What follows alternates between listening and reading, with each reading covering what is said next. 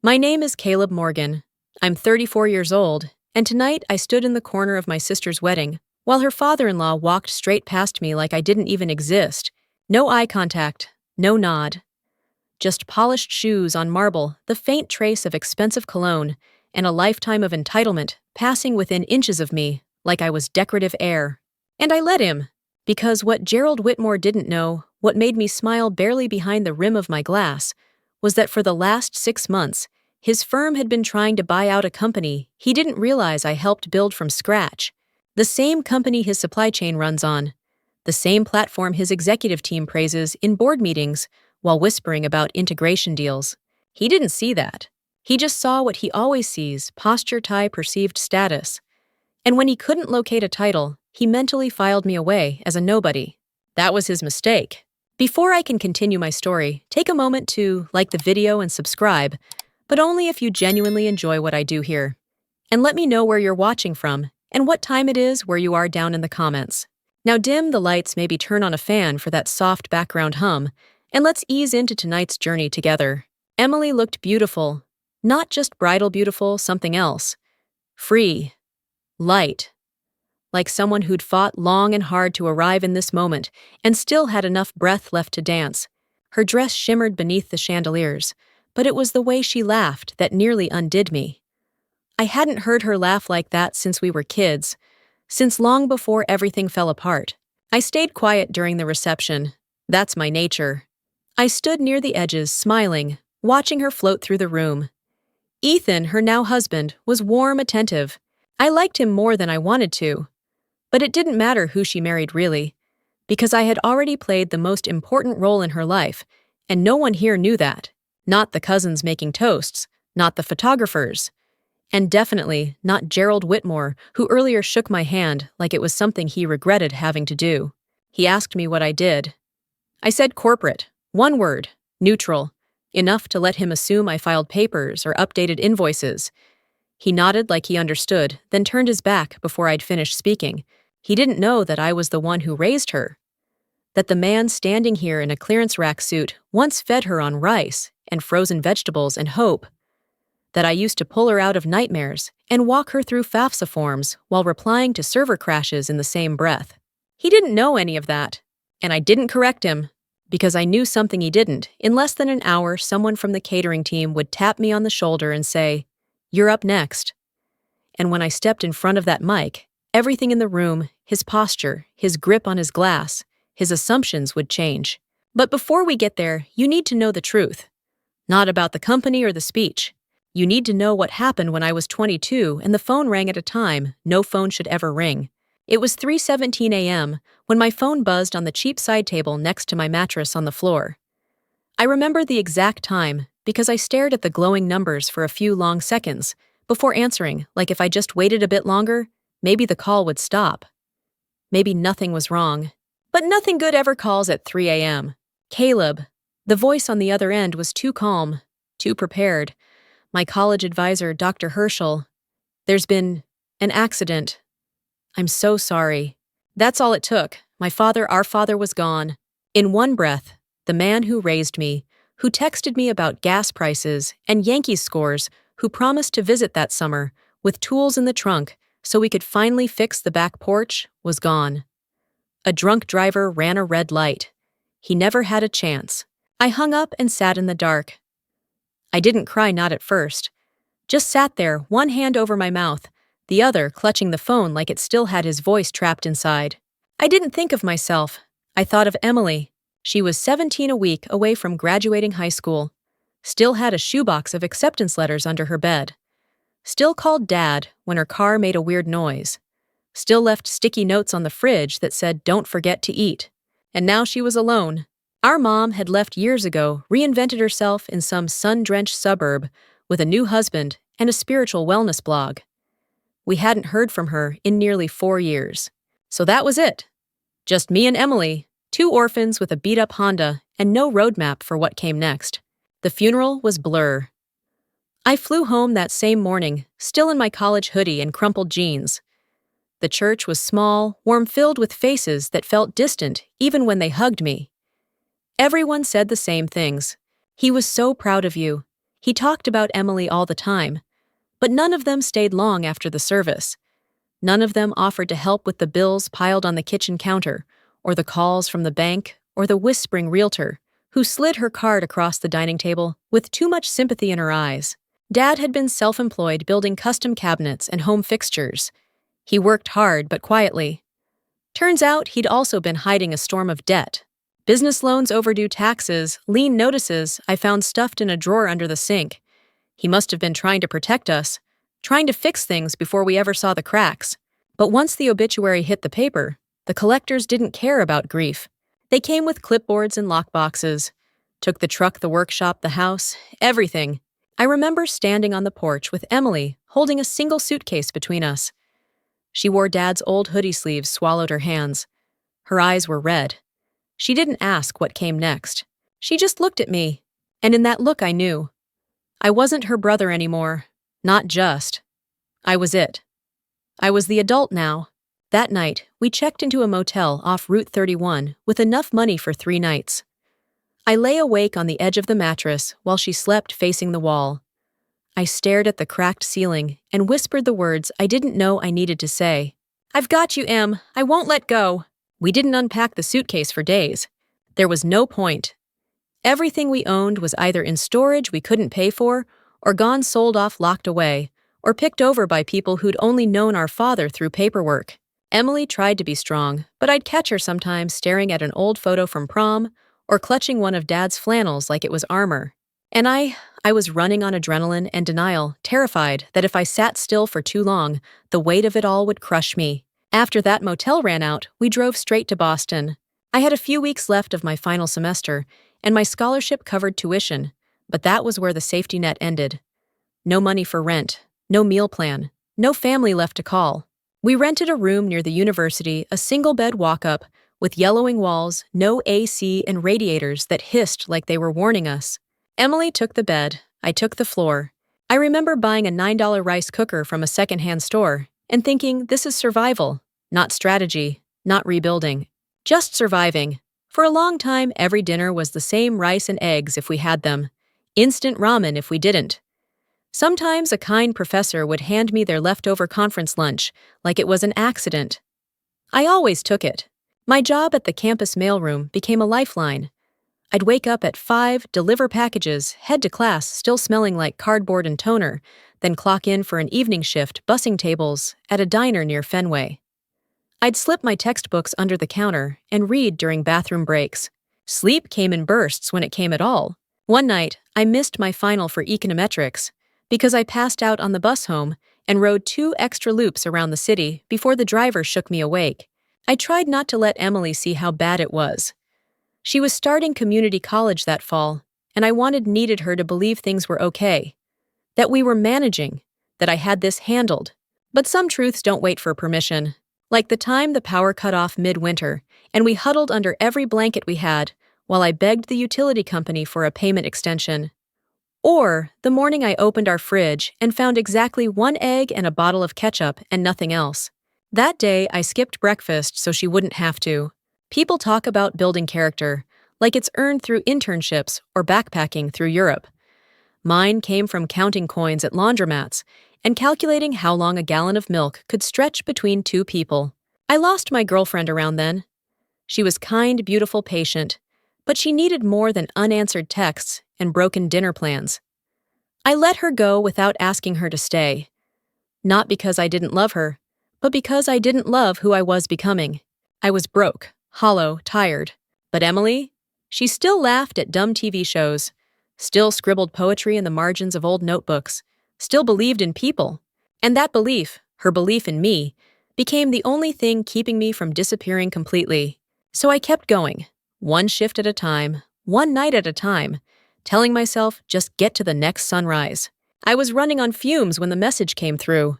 It was a Thursday night raining hard.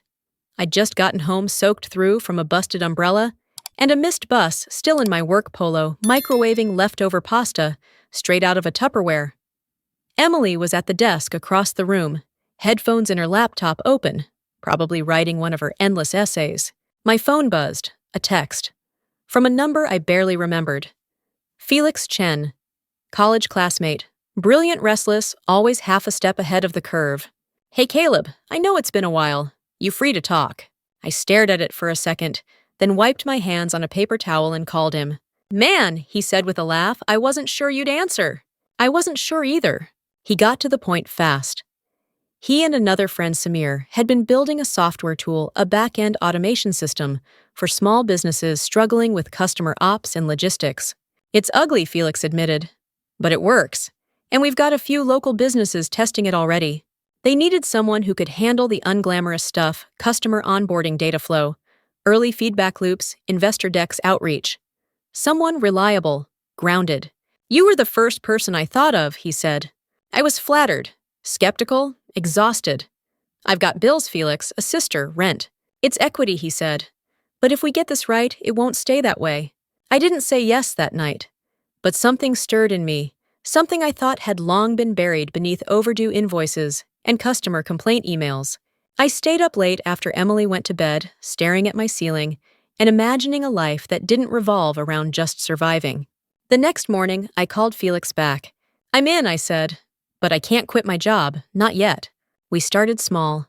Night shifts, weekend sprints in coffee shops with spotty Wi-Fi. Zoom calls at midnight with Samir, who lived 3 time zones away. I handled the admin, the unsexy workflows, early client messaging. Felix and Samir coded like maniacs. Our Google Drive was chaos. Our systems were duct-taped together. But it was ours. We named the company Northbeam after a wood beam Felix had once found in an old attic, still holding strong decades later. Unseen strength, he said. That's what we are. I didn't tell Emily right away. Not because I didn't trust her, but because I didn't want her to get her hopes up.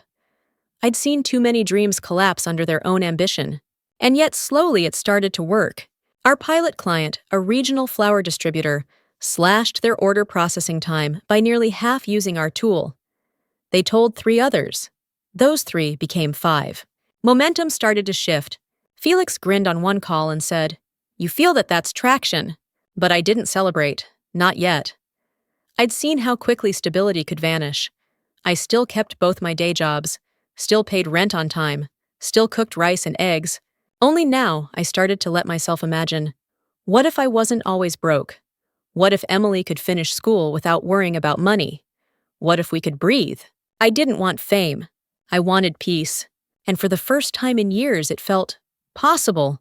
We didn't talk about success, not really. Felix did. He loved the stage. He had that founder shine, always camera ready, articulate the kind of guy you wanted, explaining your product to investors or the press. He started giving TEDx talks. I watched one from the break room of my job earbuds surrounded by humming microwaves and the clatter of lunch trays. He mentioned me once. My co-founder Caleb keeps us grounded. He's the engine. That was nice. But it was also vague enough that most people forgot my name by the end of the sentence. That was fine. I preferred it that way. I stayed in the background, answering support tickets, tweaking onboarding documents, refining client workflows. I lived in spreadsheets, not spotlights. Every feature we rolled out passed through my filter before it hit a user. I was the guy making sure what we promised actually worked. Emily was the only one who knew how much I juggled. She was thriving now, studying environmental science, pulling part-time hours at a tutoring center, and slowly filling our tiny apartment with thrift store plants. One evening, she walked in carrying a second-hand standing lamp and said, This place is starting to feel like a home. It hit me harder than I expected. Because for the first time it did. Our fridge stayed stocked. Rent was paid early. We had heat. We had options. I even caught myself browsing flight deals once, imagining taking her somewhere warm for spring break. Not because we were escaping, but because we could. Northbeam had become a real company. Our client base crossed the 50 mark. We had enterprise inquiries. Venture capital firms started sniffing around, asking for meetings. Felix took most of those. I reviewed term sheets at night, after my shifts, careful, cautious. And that's when the name started popping up. Whitmore Holdings, one of the biggest industrial logistics conglomerates on the East Coast. They were interested in streamlining operational friction through modular integration, corporate speak, for we want to buy you out before you get too expensive. The emails were flattering, the numbers tempting, but their tone, transactional, Paternalistic, like they were offering us a hand up from our cute little garage experiment. They didn't know I recognized the name, because it wasn't just corporate, it was personal. Whitmore, as in Gerald Whitmore, founder, CEO, kingmaker, and soon-to-be father-in-law to my sister Emily. She dropped the news casually over dinner one Tuesday. Stir-fry our new weekly tradition. So, I have something to tell you, she said, twirling noodles like she didn't just drop a bomb. I'm getting married. I blinked. To who? She grinned. Ethan! I froze. The name clicked. Ethan Whitmore. We'd met once, briefly, politely. He seemed solid, smart, but I'd never put two and two together. And Emily, sensing my shock, added quickly, I didn't tell you because I didn't want it to change how you see him. I don't, I said, and I meant it. Because I saw him as hers, not as father's. Still a chill crept in. The kind that comes when two worlds you've kept separate suddenly overlap. She told me Ethan wanted to meet again, this time properly. A family dinner, no pressure. I said yes. Because no one, not even Gerald Whitmore, was going to come between me and my sister. Not after everything we'd survived. The dinner was held at a sleek, upscale steakhouse in downtown Boston, one of those places with candlelight in the bathrooms and servers who call you sir no matter what you're wearing. I showed up in my best blazer, the one I wore to job interviews and funerals, and still felt like an imposter walking through the heavy doors. Emily greeted me with a nervous smile and a warm hug. She looked radiant, confident, like someone who had come through the fire and forgotten to smell like smoke. Ethan gave me a solid handshake and a nod. Glad you could make it, he said, sincere. I believed him. Then Gerald Whitmore arrived. You could hear him before you saw him laughing at something his driver said, phone still in hand, coat draped over one shoulder, like the world bent itself around his convenience. He had presence. The kind that filled rooms, silenced tables, claimed space, like he paid rent on the oxygen. Caleb, he said flatly, extending a hand like it was a legal requirement. I was told you're Emily's brother. I shook his hand. Firmly, that's right. He glanced around like he was still looking for someone. I thought her father would be here. I didn't flinch. He passed away 6 years ago. A small, vague nod. No apology, no acknowledgement. Just a blink and a pivot, back to scanning the wine list and waving the sommelier over, like we were all lucky to be breathing the same air. The meal was a blur of prime cuts and polite tension. Gerald asked Ethan about expansion plans for his department at Whitmore. He asked Emily about community engagement and wedding dates. He didn't ask me anything until dessert. So he said, swirling a glass of something dark and aged, What is it that you do, Caleb? I met his eyes. I work in operations. Corporate? He asked, arching an eyebrow. Something like that. He nodded clearly, filing me into the category of safe obscurity. The kind of man who'd never be a threat, never be a factor, never be important. And I let him. Because men like Gerald Whitmore only respect resumes, titles, and IPO valuations. Not grit, not sacrifice, not late-night takeout eaten cold after a triple shift. They don't see the quiet work. They only see the plaque on your office door. And right now mine didn't have one. But the thing was, Whitmore Holdings had been courting Northbeam for months. Carefully. Quietly. Their acquisition team had pinged our generic email. Their VP of strategy had just happened to sit next to Felix at a panel. They'd even downloaded our trial platform twice under burner company names. And Gerald, he had no idea the man across the table, the just operations guy, was the one signing off on whether his company would ever get their hands on our code. After dinner, I helped Emily into her coat. Gerald shook Ethan's hand, gave Emily a nod, and barely acknowledged me as he turned to leave. Ethan lingered behind and clapped me gently on the shoulder.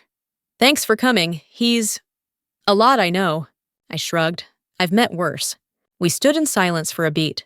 Then I said, You take care of her. I will, he said without hesitation. I believed him. But I also knew that wasn't the last time I'd see Gerald Whitmore. And next time, the conversation wouldn't be about steak. I didn't plan to speak. That was never the plan. Emily's wedding was held in a converted greenhouse on the edge of Vermont. All glass panels, and hanging ferns glowing golden under late autumn skies. It looked like something out of a fairy tale, except we'd lived through the part where everything fell apart before the magic could begin. I arrived early, helped usher in relatives, offered polite smiles, kept to the edges like always. I walked her down the aisle, slow and steady, heart full but quiet. Ethan waited with eyes that never left her. For all my reservations, he was solid. She'd chosen well. The reception moved fast, too fast. Toasts, cake, first dances. The hum of conversation blurred into music, the clink of glasses, the occasional chime of silverware tapping glass for speeches. I thought I was done, until a woman in a headset approached me near the dessert table. "Mr. Avery," she asked, clipboard in hand. "You're next." "Next for what?" "Your speech. You're listed after the maid of honor." I blinked. I wasn't told. "It says, brother of the bride." She smiled and gestured toward the mic stand near the floral arch. 2 minutes. I stood frozen. I could have declined. I should have, maybe. But something in me rose, something that had been silent too long. I straightened my jacket, walked slowly toward the mic. The chatter softened. I took a breath. "My name is Caleb Avery," I said.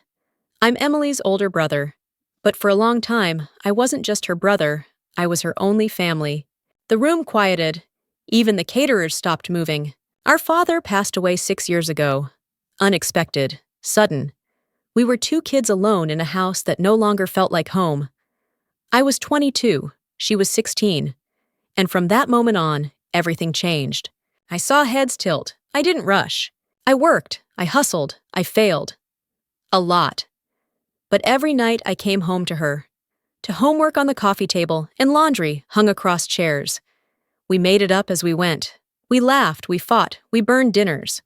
But we survived. Emily's eyes shimmered from across the room. Ethan took her hand. "I want you all to know this," I said, voice steady now. "Emily didn't just grow up, she grew strong, brave, fierce. She built a life not from what was handed to her, but from what she salvaged from the rubble." A pause, a breath. "And I built something too," I added. "A company. Some of you might use it. Some of you might be trying to buy it." I glanced just briefly at the table where Gerald Whitmore sat. "That's not why I'm telling you. I'm telling you because it's part of the story. A story that leads here. To this moment." I turned toward Emily and Ethan. "You're ready. You've earned joy. And I've never been prouder to be the man who walked you down the aisle, and the one who got to stand quietly beside you all these years." I nodded, stepped back. The applause was soft at first, then warm, then steady. But Gerald, he didn't clap. He stood slowly, eyes fixed on me, calculating like a man realizing he missed something very, very important. Too late! I didn't make it 5 steps before Gerald intercepted me near the back exit, where the catering staff were wheeling out racks of empty plates. He moved with the kind of precision you only see in boardrooms, measured, deliberate, rehearsed. His hand extended this time, with intention, not obligation. "Mr. Avery," he said, "that was enlightening." I shook his hand firm and unsmiling. "Thank you. You're the co-founder of Northbeam." I nodded. "Yes. The same platform your supply division has been piloting for 6 months." His jaw ticked just barely. He was too polished to flinch. But I saw it. That momentary drop in certainty. A recalibration. "I had no idea," he said. "I know." He stared at me like he was trying to reconcile a spreadsheet that wouldn't balance. "Why didn't you mention it at dinner?" "Because that dinner was about family," I said, "not leverage." A beat of silence passed. Just the faint hum of the dishwasher and laughter from the ballroom echoing behind us. "You've built something impressive," he said at last. "We have," I replied. "And we've built it carefully." I didn't need to spell it out. Gerald was a man who prided himself on his acquisitions, on seeing value before others did. But he'd seen through me, not into me. He saw utility, not identity. A background character, a cautionary tale. He didn't realize the floor plan had changed, and I was the one holding the keys. "Your company's been on our radar," he said smoothly. "The numbers are strong." "Stronger than you think," I replied. "We don't just scale, we evolve." His eyes narrowed slightly, the way people do when they've underestimated the quiet guy in the room too long. Then he smiled, tight-lipped. "Perhaps we should set up a time to talk, more formally." I gave a polite nod. Perhaps, but we both knew I wouldn't. Because I'd seen the way he treated those he thought irrelevant. And I'd lived too long on the edge of enough to trade control for applause. Back inside, the DJ shifted to old-school soul. Emily was twirling barefoot with her college friends, radiant in a way I hadn't seen since she was a child. Ethan clapped along at the edge of the dance floor, watching her like she was the only light in the room. Felix slid up beside me, champagne in hand. So he said, eyebrow raised, "That was a hell of a mic drop." I chuckled. It was unscripted. You always were more dangerous when you went off script. We toasted, quietly, no theatrics. Behind us, Gerald had returned to his seat. He was quiet now, watching me with a new weight in his gaze. Not contempt, not deference, just recognition. That might have been enough for some people. But not for me. I didn't need him to see me. I needed Emily to shine. And she was. That was the only scoreboard I ever checked. After the wedding, things didn't change overnight. Gerald didn't call. No formal proposal came through his acquisitions team. But I noticed our admin inbox got eerily quiet from his domain. No more passive-aggressive, just checking in emails. No more veiled pressure about potential buyout terms. Just silence. The kind of silence that follows a chess player realizing they moved too late. And honestly, that was a win. Felix and I had long conversations afterward about direction control legacy. We could have entertained offers. The numbers had gotten generous. But we kept circling back to the same truth. Gerald Whitmore didn't want to partner with us. He wanted to own us. And I've learned to be cautious around people who only respect you once they read your bio. We stayed independent. Doubled down on product. Scaled intentionally. We hired a small, brilliant team, people who knew our story, believed in our ethic. People who understood that culture wasn't something you write in a slide deck. It's something you prove on tired Thursdays and terrifying Tuesdays. Whitmore Holdings still licenses our platform. They pay the same annual fee as everyone else. No special treatment. When their team sends support requests, they get responses from our customer success team, cordial, thorough, fast. But never personal. We keep it clean, professional, uncomplicated. Emily never brought up the wedding speech or Gerald's reaction. She didn't have to, but I did notice a change. She stopped bracing when his name came up. She didn't shrink when introducing me at events or dinners. She'd say, "This is my brother Caleb. You know, the one behind Northbeam." And people would look again, not at the shoes or the suit or the silence, but at the man who stood beside her without needing applause. Ethan proved solid too. He never apologized for his father, but he never defended him either. He stayed in his own lane, protected Emily's peace, made space for our bond without interference. Over time, I stopped holding his last name against him, because he never tried to wear it like a crown. Sometimes people ask why I never went louder, why I didn't post about our growth, publish Medium articles, give talks like Felix. And I get it. Visibility matters. But for me, staying low wasn't about fear, it was about control. You can't be misquoted if you don't pose for the interview. You can't be bought out if you never put yourself on the shelf. People like Gerald, they need the world to know what they own. Men like me, we just want to know we built something that lasts. Emily once asked me on a quiet Sunday morning over burnt toast and bad coffee, "Do you ever wish it had been different, easier?" I thought about it. Thought about the nights I slept on couches, the missed dates, the clients who never knew my name, the weight of every decision falling on my shoulders. And I said no, because what we built, her peace, our business, my dignity, didn't come from ease. It came from the fire. Some stories end with fireworks. Mine ends with a garden. 3 years after the wedding, Emily and Ethan bought a fixer-upper in the Berkshires. An old colonial with chipped paint and stubborn plumbing, but wide windows, and a backyard that caught every inch of sunset. They called it their forever home. I showed up with tools and pizza the first weekend. We gutted the kitchen, pulled weeds, laughed until our sides hurt, when a raccoon leapt out of the attic insulation. It felt like life exhaling. Emily started teaching again, literature mostly. Kids loved her. She'd bring home hand-drawn cards with crooked hearts, and glittered "Thank you, Ms. Avery," scrawled across the front. She started a community garden 2 blocks from the school, rallied neighbors, lobbied for grants. She bloomed. And I stayed the course. Northbeam continued to grow, not loudly, not exponentially, but with dignity. We hit 7 figures in annual revenue, then 8. We reinvested, supported nonprofits, mentored young founders, who reminded us of ourselves, hungry, scrappy, terrified. Gerald tried to come back once. Through a proxy firm, not directly. An anonymous term sheet wrapped in flattery and numbers with too many commas. But I knew the scent of ownership disguised as opportunity. We passed. I didn't tell Emily. Didn't need to. That chapter had closed itself. There was a moment just a few months ago that stays with me. Emily and I were sitting on her back porch. The air was cool early October leaves, falling like quiet confetti. She was sipping tea, her hair pulled up eyes on the garden beyond the fence. She turned to me and said, "You know I'm okay now, right?" I smiled. "Yeah, I know." Then she added softer, "Because of you." And I didn't know what to say to that. Because we live in a world where people want their stories to sound epic, cinematic. But most legacies are built in silence, in dishes washed, in rent paid, in nights stayed awake so someone else could sleep. I didn't save the world. But I showed up. And sometimes that's enough. Some of us grow up needing applause. Others grow up needing certainty. I needed to know that Emily would be okay. And now, as I watch her laugh freely, live fully, I know that I did enough. What about you? Have you ever quietly carried someone else through the fire, without a title, without recognition, just with love? Tell me your story in the comments. If this meant something to you, like the video, subscribe, and share it with someone who sees you, even when the world doesn't. Because real legacy, it's not measured in money. It's measured in who's still standing when the spotlight fades.